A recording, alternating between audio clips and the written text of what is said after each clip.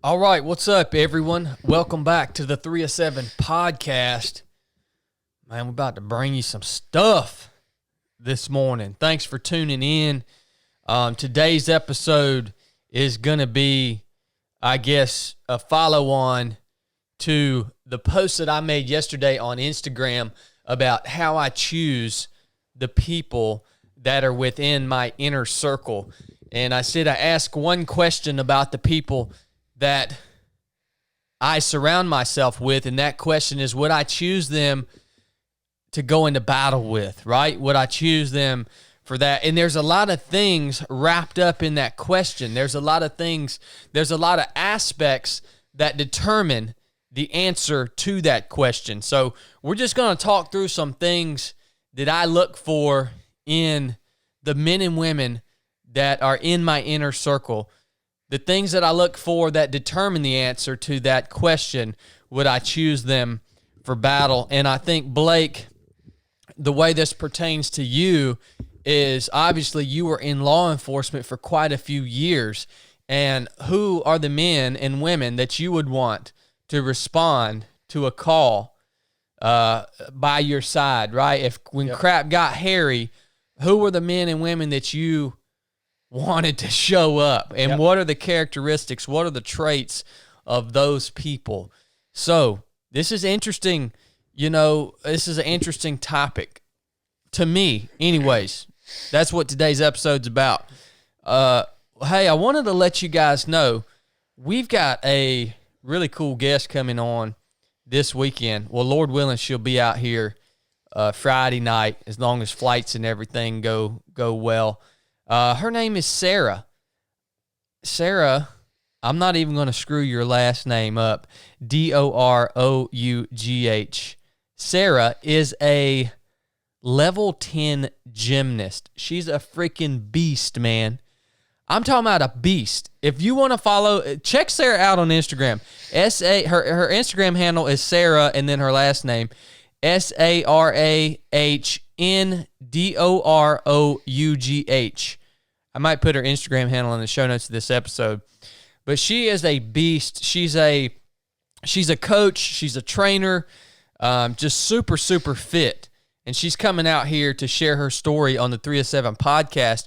But because we are athletes and we are competitors and we don't mind a little competition, we've got the gym, CrossFit Rome, reserved Saturday at 10:30, and Sarah and I are going to go head to head.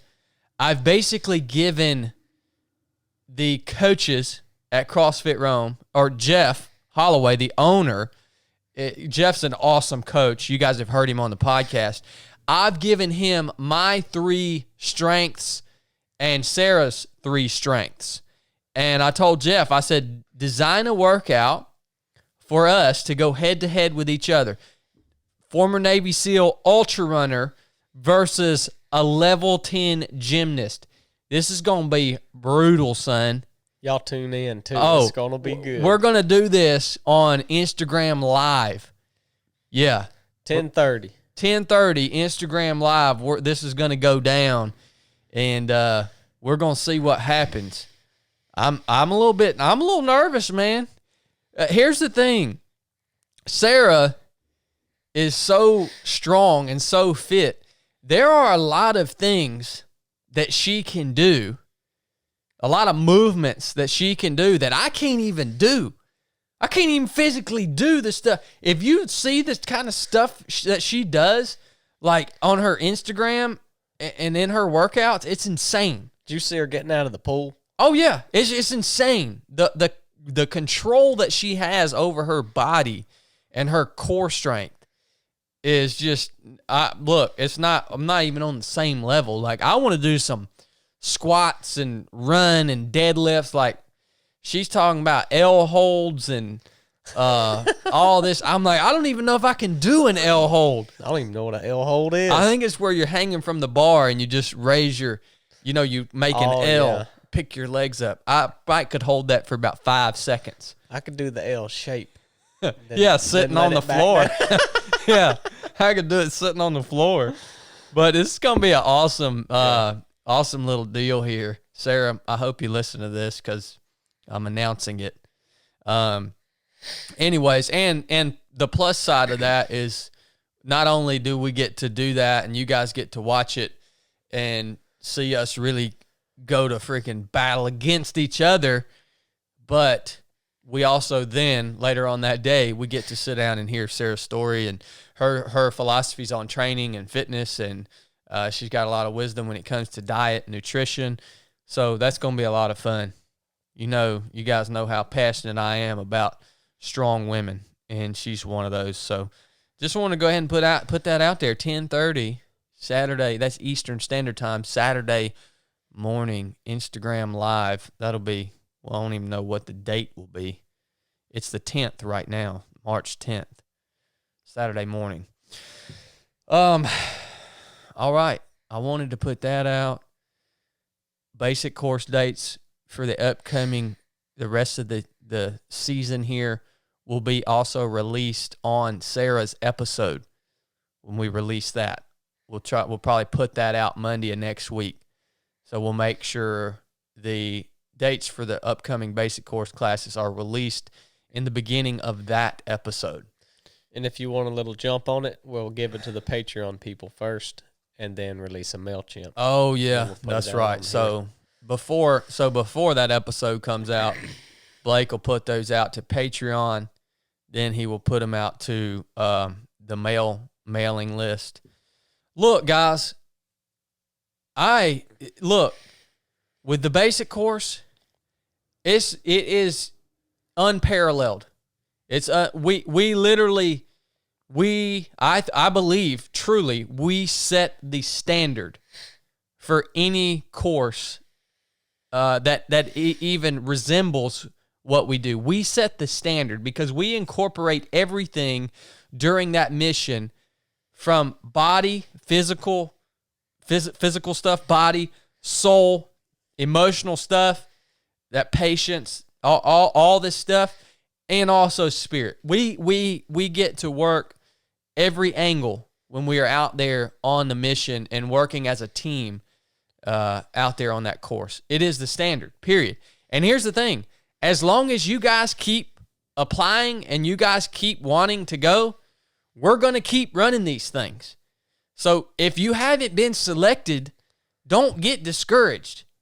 Continue to keep us updated on when you want to come, because I want every single person that wants to come out and experience the growth, the teamwork, the change, the skills, everything that happens at the basic course. Everybody that has the grit and the courage to sign up and they want to come out, I want them to come out. There's not a single one of you guys that have applied for this, the hundreds and hundreds that have applied for this, there's not a single one of you guys that I don't want you to have the opportunity to do it if you want to do it. So that's where my head's at on that. Don't get discouraged if you applied a year ago and you still haven't been selected. Just shoot me an update. Hey, I applied a year ago. I heard the new dates. This is when I want to come. Yep. All right. And so that's where I'm at on that. Oh, man, that's a lot of stuff to start this. I don't even think maybe we'll run a little advertisement at the end of this one. Yeah. So that's awesome. All right, sweet, guys. Again, thanks for joining in. Thanks to all you guys that have left us a review on iTunes. Thanks to all you guys that support us on Patreon and share these episodes on Instagram. We rely on you for this show to grow, period. We can't do it without you. This is the post I made yesterday. We talked about, I'll read the post. Combat effective, my inner circle must be. Combat effective, my inner circle must be. That's some Yoda talk for you right there. At his core, the essential traits of a warrior are inherent and identifiable by other warriors. All right? What I'm saying here is the traits of a warrior are inherent. In other words, when I'm asking this question of someone, of would I choose this person for battle, I'm not thinking about how well they can shoot, how what their tactical skills are, right? When I'm asking this question, I'm looking deeper than that, right? The traits of a warrior are the things that are important, the personality traits of who the human being is, that is more important than the hard skills. The hard skills can be taught. Yep. All right? So that's what I'm talking about here. That's the very next part of this post. I said, you might think it odd that I determine my inner circle based on this question, would I choose him or her for battle? Because I think that's what you guys may not understand, is I'm not, when I ask this question of another individual, I'm not saying what is their tactical proficiency. I'm saying what makes them who they are, right? Because the tactical proficiency, if we're really going to take someone into battle, those things can be taught, right? And when we talk about battle, we're using that both metaphorically, and for me, I think about it in literal terms, right? Because all of the traits that you would expect from a man or a woman standing beside you in actual battle, those same traits would be the traits you would want from a partner when you're on the battlefield of life, when crap's going haywire and nothing, stuff is just not going your way. Those traits are transferable, right? So this is both literally and metaphorically in my mind. And then we talked about how in this singular question are multiple examinations that decide the ultimate answer. Look, first of all, somebody would ask, well, how do you find these people how do you find these type of people that you can bring into your inner circle? How do you get yourself in a position in life where you're surrounded by, a few men or women that can actually be true advisors and partners and warriors with you? And I mean, my answer is you got to get out you got to put yourself out into the world and start doing freaking hard stuff. And, you're going to run into these type of people that you want to be in your inner circle. To me, that's a big part of the reason I go to the gym in town, is to put myself out and actually be around individuals. And if you're just holed up, I've been accused of being a hermit. Now, I do have some hermit tendencies, but if I never got out and, did hard stuff in public, even racing, ultra running, going to the gym, it would be hard to find these people that I want to surround myself with, and even harder to get to know them. Yep. All right. Because when you ask this question of someone, would I choose him or her for battle? Understand that the answer to that, it may not be immediate. You actually have to spend some time with some people to be able to answer that question. Some people you meet, you kind of know it right off the bat, but there are a lot of people that are worthy to be in your inner circle that you may not know it until you've spent some time and done a few hard things with them. I was going to say, sometimes they'll find you out.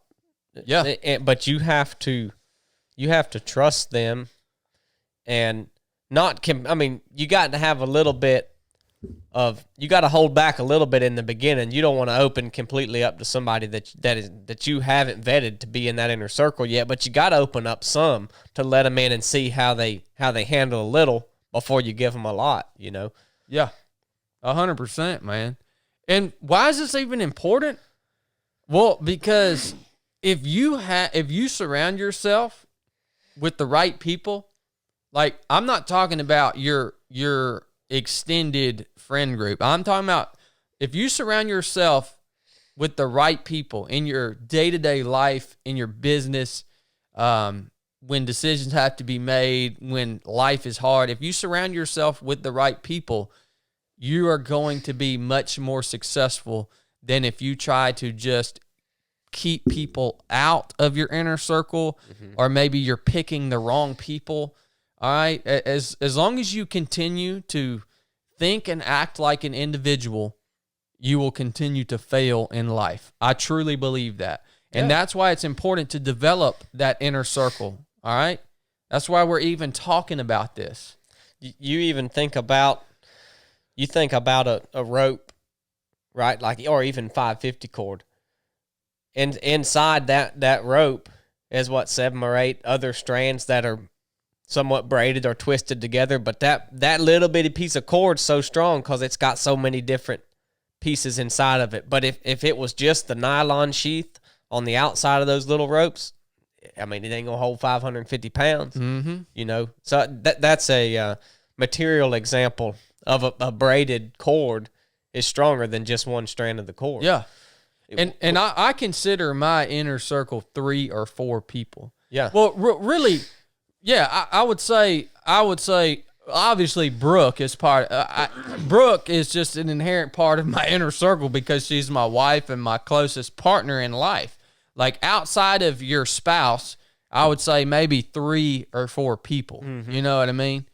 That's about as big as it needs to be. These are really tight personal relationships that you need to be able to depend on these people in a deep and meaningful way. And I think you have to constantly assess who is.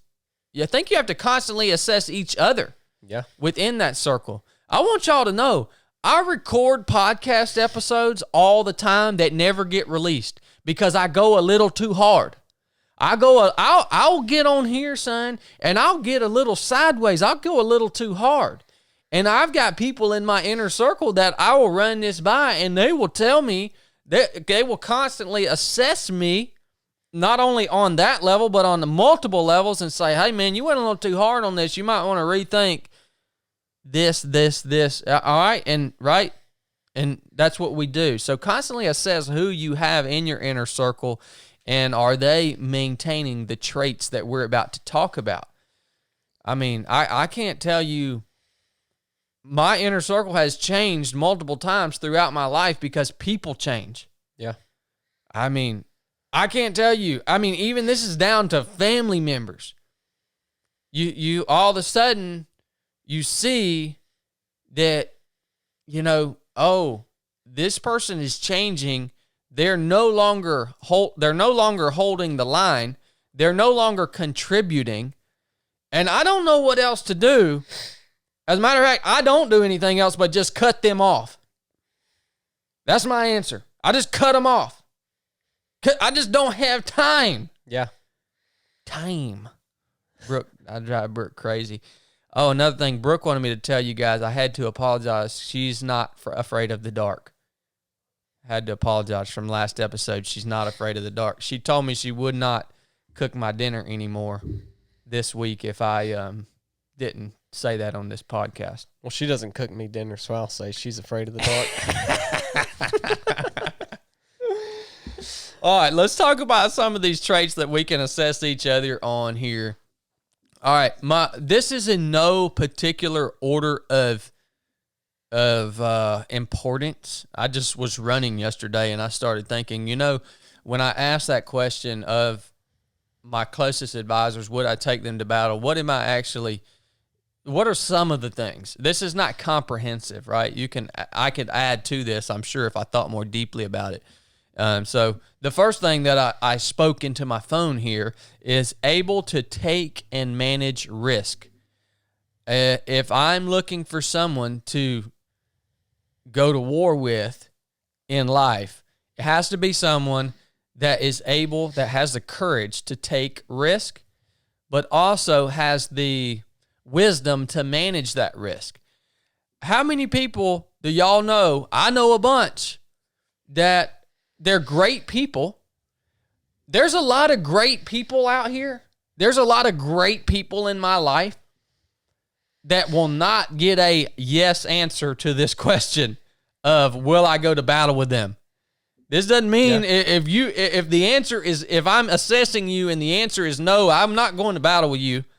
All right. It doesn't mean you're a bad person.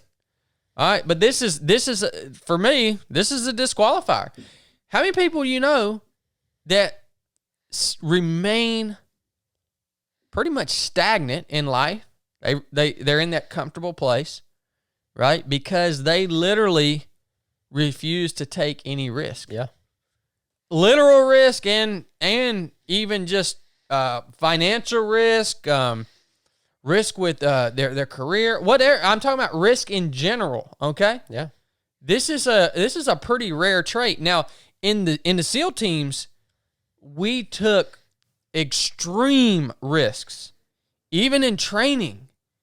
In training, I'm talking about, dude, I remember doing a night jump one time. And I maybe had 30 jumps or something. And we were getting loaded up and full combat equipment, body armor, night vision, weapon, and rucksack, full loadout. I had never even jumped before, even in the daytime, with body armor. Like, I remember, you want to talk about stretching your ability to take risk. I mean, it was very, very risky. And we did it, and let me tell you what happened here.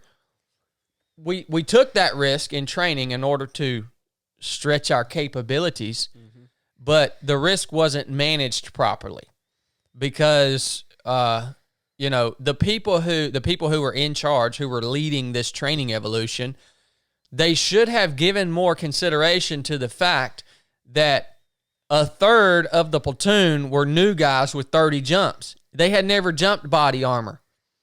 All right. Whereas, the leadership, they had been doing this crap for 15 or 20 years. Yep. So we took the risk, though, to do this, and we all jumped. And I think 50+% of the platoon missed the LZ, and we spent the next 4 hours driving around Suffolk, getting jumpers out of trees. Gosh. Or picking them up in farm fields or whatever it was. Yeah.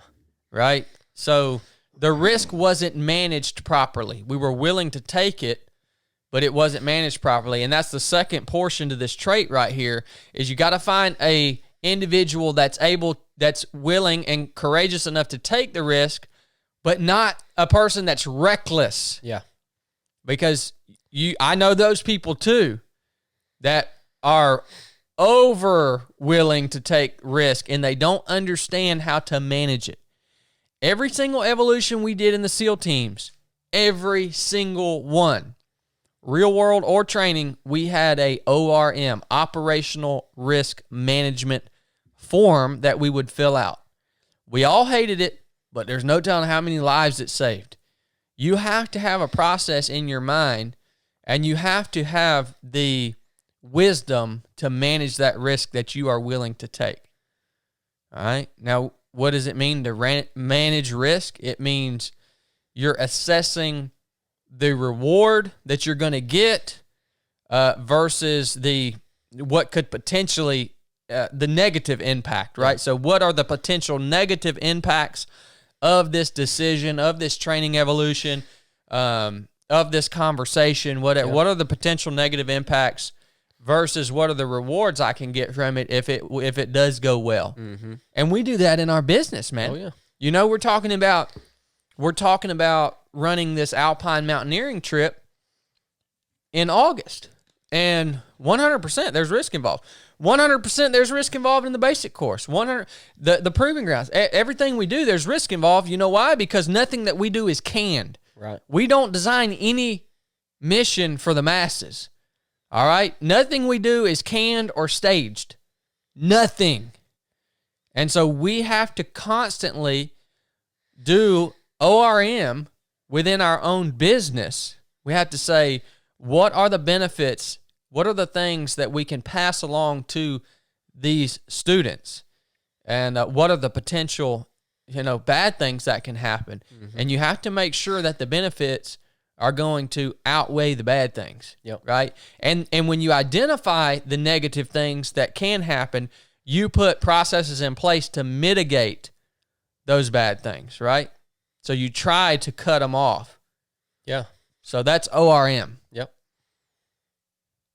You got anything on that? No, you hit it, man. Risk versus reward. Yeah. That's what I always think.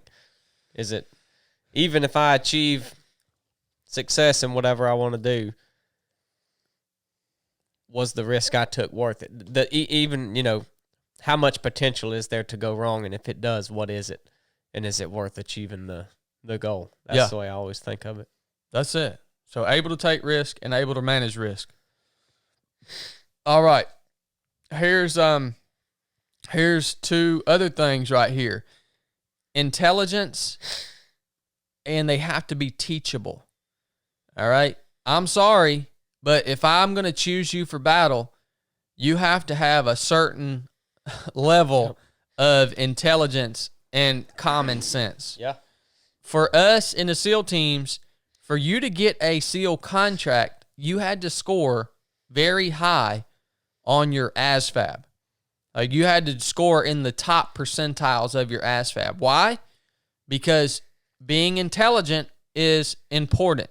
Now, the ASVAB was on things like math and science and, all these things that obviously, we used math in the teams, especially me as a breacher, calculating minimum safe distance and, some other things, net explosive weight. But, there were a lot of things on the ASVAB that all it did was represent your overall intelligence. Didn't necessarily pertain to the everyday job. So you got to be I'm not saying you got to be a genius, but you got to be able to carry on a good, intelligent conversation. I think it's a lot more of the common sense part of it. Yeah. You don't have to know biology and be, a whiz in the books, so to speak, but that goes back to the risk management. Right? Yeah. If you don't have that common sense or that certain level of intelligence, you're not going to be able to manage the risk or anything else. That's like the root. Foundation. That's what I wrote down, was intelligence, because you have somebody, I think back to like responding to a call. You have someone there that doesn't know the law and they go in and do something wrong, then they're going to freaking get you in trouble, legal trouble. Mm-hmm. So you want somebody that knows what they're doing and is not going to, even if it's required to achieve whatever you got to do there. Safety's number one, but beyond that, you got to do it in a way that's legal. And if you don't have someone that's got some sense about them, then you might wind up sitting in a cell yourself. Yeah. It's key, man. Key. Intelligence and teachability. Teachability is I think it involves a couple different traits.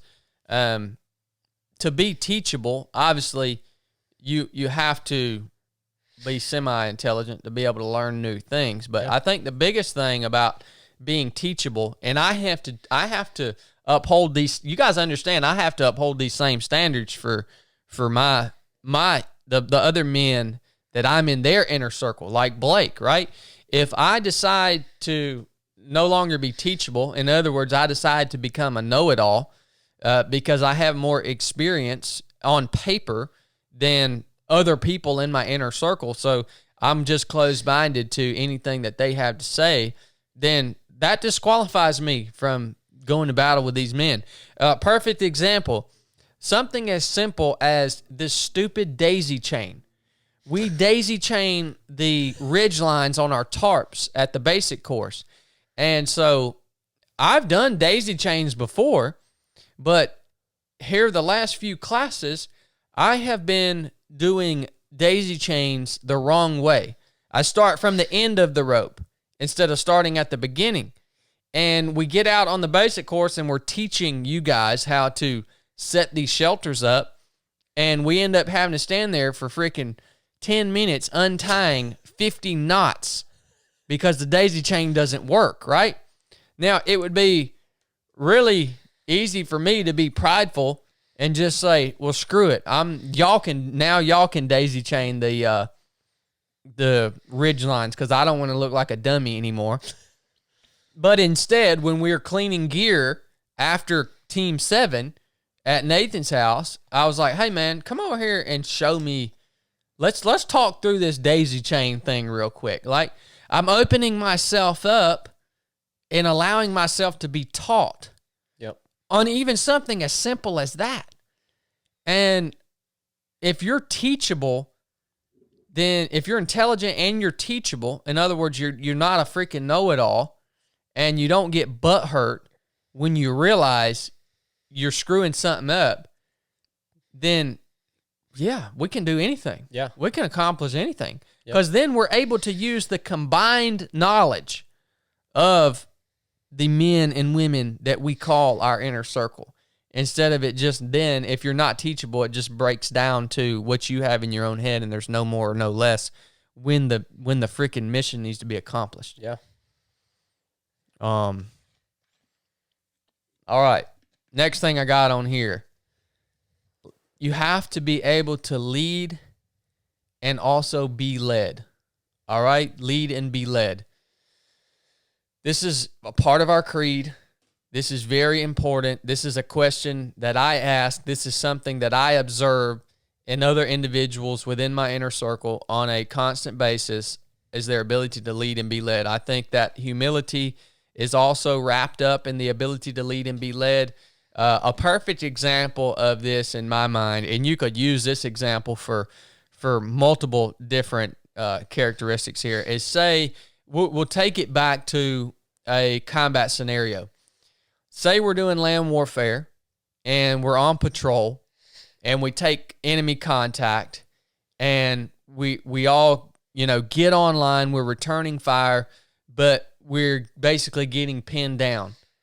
The enemy's advancing, overwhelming fire, we're getting pinned down. And I need to send you, I need you to break away from our base of fire, and I need you to go flank the enemy, right? Well, first of all, for you to be led would be for you, you would have to be able to receive that order from me, right? Yep. I'm telling you, hey, Blake, flank left. Flank left. Well, if you said, nah, screw that, man. There's a better way we can. It's like, no, man. Flank left. Yeah. We got to do something here. All right.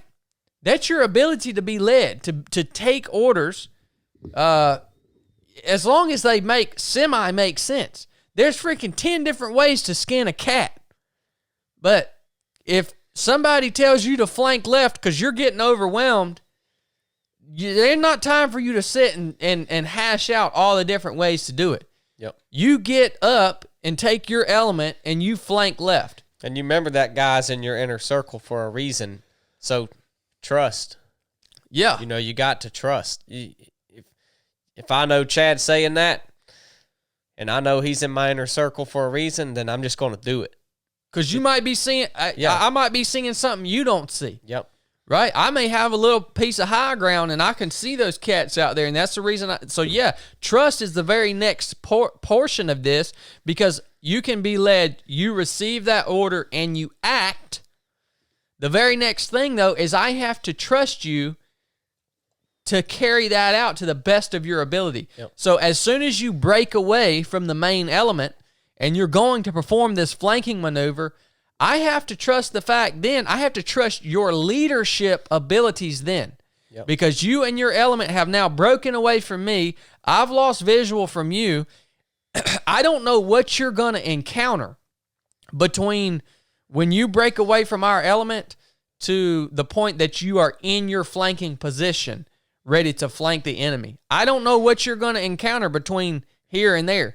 You may take a secondary contact, but I have to trust in your ability to lead, and I have to trust that you are going to do everything that you can possibly do to get that flanking maneuver done and crush the enemy. Yeah.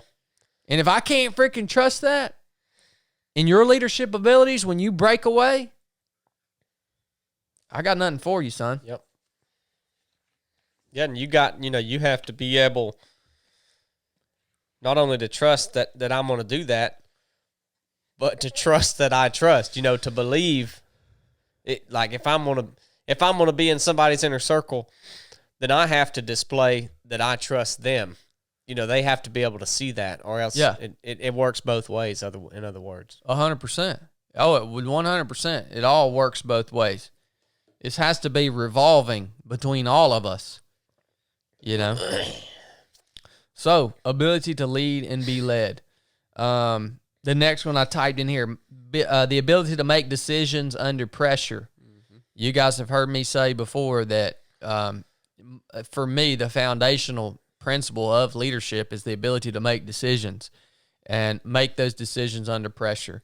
It's really freaking easy to make up your mind when there's not life and death on the line, or some kind of big deal on the line, or someone else's health or wellness on the line, right? Yeah.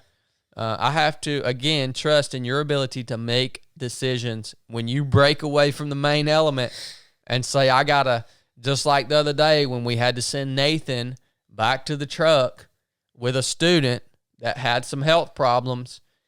We had to trust in his ability to make decisions once he broke away and performed that task. Yep. We trusted him completely to make those decisions when there were some, there was health and wellness of one of our students on the line. Yep. So that's important. All right. We got a few more here. Integrity. Honor and integrity. I think these are the things that help enable us to trust one another if we have faith in each other's honor and integrity. All right?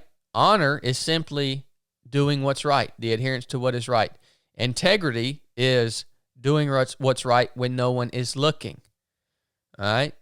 Those are two important things. Those are two of those things that you may have to spend some time with someone until you really know about, their honor and their integrity. Those are two things that may take time to identify in another person. Yeah. But they're extremely important. Yeah, that doesn't come up that often, an opportunity to where you're with someone and they're exercising integrity. So you're right. You got to spend a lot of time to identify a lot of these characteristics in somebody. Unless you do what we do. Yeah. And freaking go out on hard, gritty missions all the time. Yeah. This is why I keep telling you guys, if you have a corporate team, hit us up, man. I don't even care about the money. I'm not telling you this. I'm telling you this because if you want to thrive at work, in your business, with your team, you have got, it will, I don't want to say you have to, but if you will go out and go on a structured mission with us or anybody else that's legit, it's going to speed up the process for you. It's going to speed up the process for you as a business owner or a leader to determine your inner circle. It's going to speed up the process of you being able to establish your chain of command. We do what we do. We have opportunities as a team, me, Blake, Nathan, and everyone who works with us in the missions that we go on. We figure this stuff out about each other in about 2 days. Yep. Because it all happens. It all comes up, right? And not only is that going to speed up the process for a business or corporate team, it's not even going to speed up the process because there are things that are learned out there that you're not going to learn elsewhere. You're going to do something like that and you're going to achieve something that would have never otherwise been achieved. Mm-hmm. It's not going to, in some things it will speed up the process, but it's going to bring you to the next level that you weren't able to reach until you did something like that. 100%. All right, let's take a quick pee break. All right, we're back. Thanks for bearing with us on that. This podcast is running a little longer than I thought it was going to, but I hope y'all are enjoying it because I am. Time flies when you're talking about good stuff. All right, we talked about honor and integrity. You good? Yeah. All right, next thing I got on my list is grit and violence of action. Grit. There's really no substitute for grit. No. It's the question always comes up, something like grit, can grit be taught? I don't think it can be taught. I think it can be developed. But I think there has to be some inherent grit in a person before they'll even put themselves in a situation where they can develop their grit. So there's just no substitute for it. Mm-mm. And grit just means that you're going to keep coming. That every time you get knocked down, you are going to get back up. That you're going to draw on every ounce of strength that you have to get back up. That's what grit is to me. Simple. Yeah. And violence of action is, I think that's pretty self-explanatory. Again, go back to that flanking maneuver. Blake and his element break away. They've gotten the position to flank.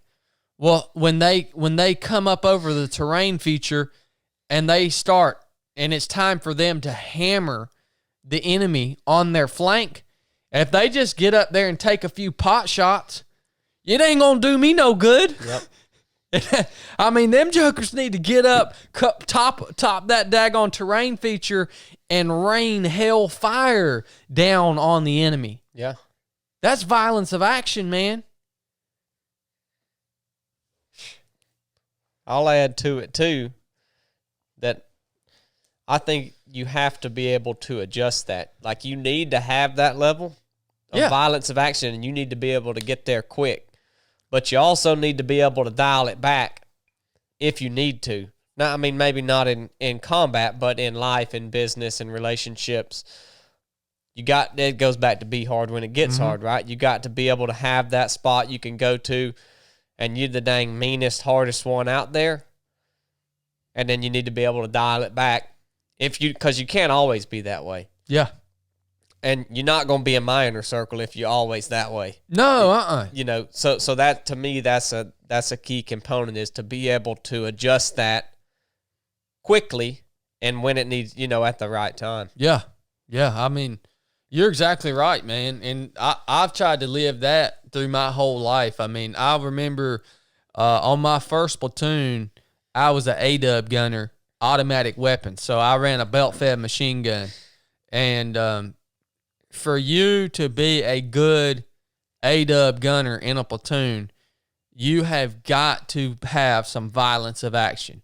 Because when you get contacted, everybody in the platoon, they want to hear those freaking automatic weapons rolling, son. I mean, they want to hear them singing. Uh-huh. There should never be a lull in fire if you're an A-dub gunner. You sing off of each other. So you got two A-dub gunners in a platoon. Well, I'm gonna hit a burst and my other A-dub gunner's gonna be listening. And as soon as I come off the trigger, he's gonna pick up the fire. So it's just da da da da da da da da da. But you make those things sing. There's never a lull in fire, and that makes everybody else in the platoon real happy and comfortable, right? But I think it surprised them because I'm pretty laid back dude, believe it or not. I'm pretty chill most of the time, and they didn't know me. I was first platoon. They just thought I was some freaking dude, some redneck guy, and Time. And son, I can tap into that violence of action, and I can make that A-dub eat. And I'm talking about, boom, I hit the ground, I'm throwing a burst. As soon as I come off the trigger, hopefully my other A-dub gunner picks up that fire. While he's picking up the fire, I have to get up off the ground with this big machine gun and sometimes 200 to 300 pounds of gear on my body. I'm essentially doing a burpee, getting up off the ground, and I'm moving. And then as soon as he stops firing, I'm getting back on the ground to pick up that fire. You have to do that because fire draws fire. Yeah. If you shoot from a position, especially with an A-dub, guess what? Your enemy wants to take you out.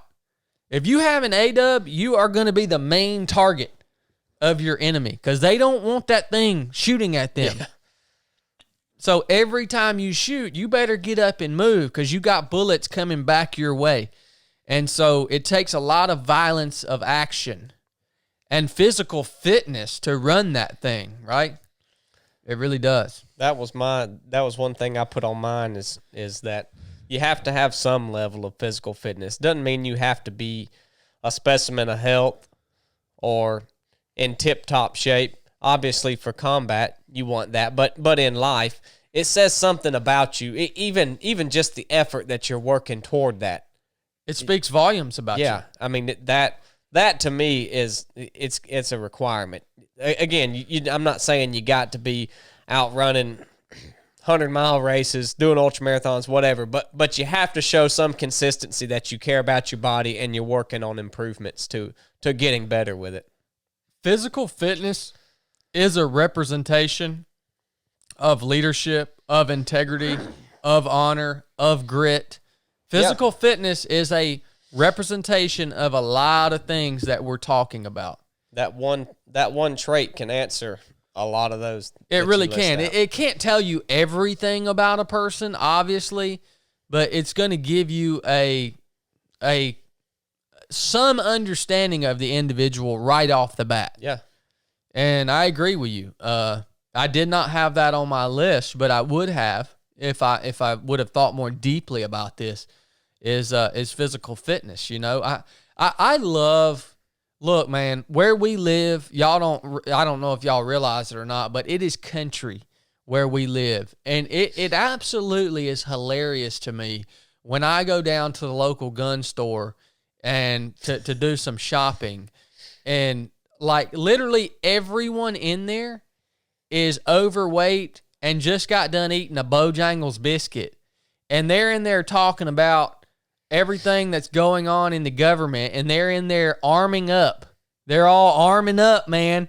and I'm looking at these cats like, what are you going to do with those weapons? Like, do you understand what it takes to be physically, what it takes to be combat effective on a battlefield? If you got to clear the gut to get to your weapon, then you're already behind the gun. I'm going to go ahead and tell you, son, some of the most wore out I've ever been in my life was after a long day of close quarters combat training, or especially land warfare training, where you're patrol to contact and then you're doing IADs, IMTs, individual movement techniques, and you're basically doing 200 burpees to either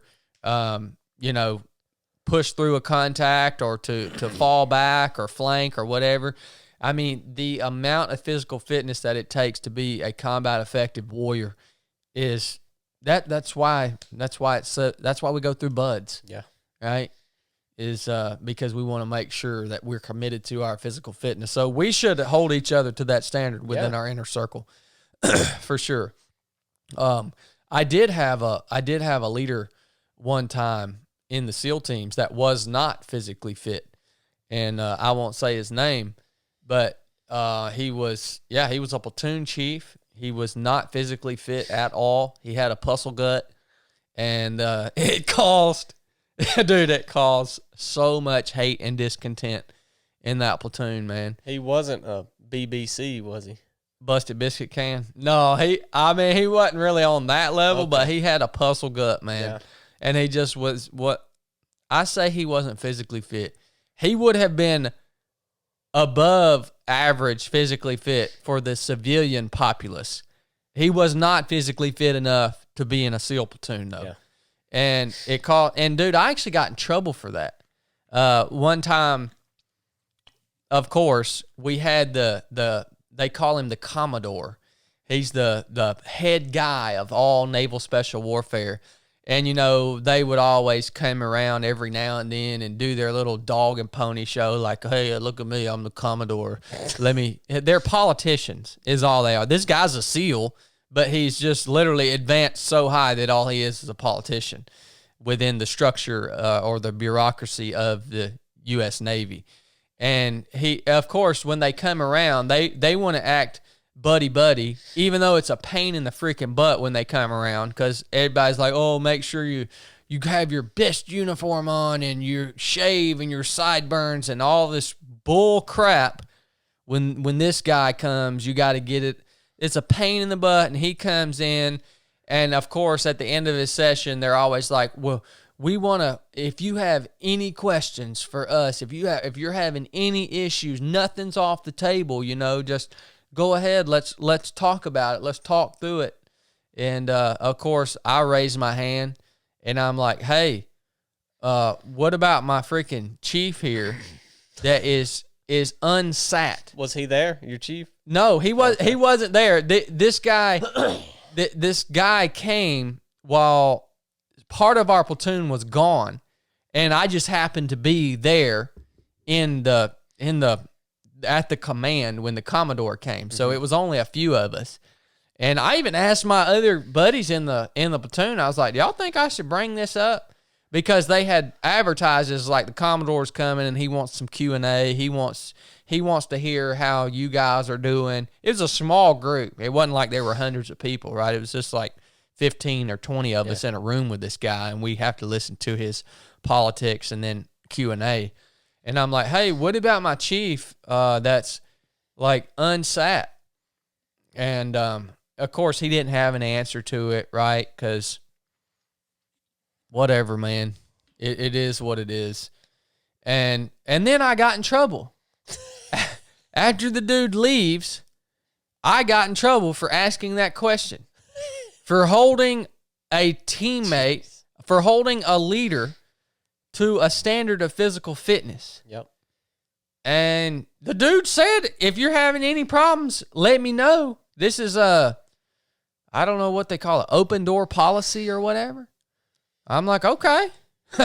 Basically, he was saying he wasn't going to say nothing to nobody. He would handle some problems for you. Exactly. Yeah. Well, that just goes to show you. He created one for you, didn't he? Yeah. I got in freaking trouble for that, man. Big trouble. What'd you have to do? For the rest of I was getting ready to go out overseas in like 2 weeks, but I was there for 2 weeks. And so the rest of the time I was there at the command, every day I had to wear a dress uniform into work. That's the worst thing they could have done to you. It was terrible. And I didn't even have the uniform. I had to go out I think I borrowed different parts of the uniform from some of the techs that were working for us. And I assembled one. I think the pants were like high waters and the shirt was too tight. But they made me wear that every day until I left and went overseas. So anyways, okay. So as a leader, don't ask your team questions about problems they're having unless you're willing to answer those questions and fix those freaking problems, man. I'm getting ticked off right now even thinking about that story. Turd. Yes, there are turds in the SEAL teams. Yeah.